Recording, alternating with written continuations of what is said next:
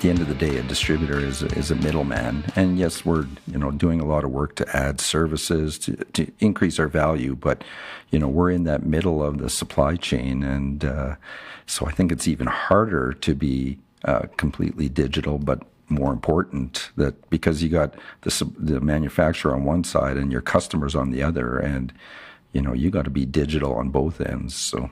Yeah. So we work with manufacturers and distributors. And one of the trends that I see in manufacturing is that there's sort of a generational handoff, if you will. The grandfather started the business, the father's running it, maybe handing it off to his daughter now to be the third generation. And they are much more digitally capable than the older generations. And they're thinking, oh, why can't we do e-commerce too? Why can't we go directly to our customers? And I think if that trend continues, it just continues to squeeze the space where the distributors play.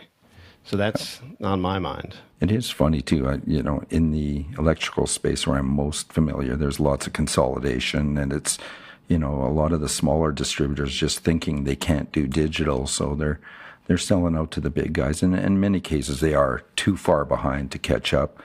But it's, I've always thought, I came from big distribution, so I know that there's a lot of resources being thrown towards digital.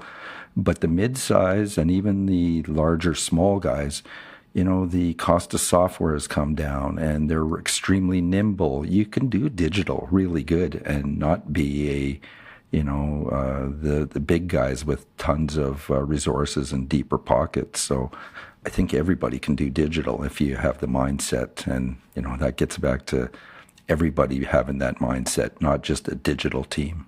Yeah. So do you think it's mostly sort of a mental holdback at this point on the part of the distributors from going digital, or is there an organizational concern, or what's really the holdback? I think so. Like culture, that old saying, culture, what is it? Culture eats strategy. Strategy for breakfast. Yeah. It's like true. Like if you had everybody in your organization thinking digitally and coming to you with ideas on how to improve this process or that process, and once you do implement a solution, everyone buys in instead of having to spend months or years on the adoption piece, you're going to kill it. So.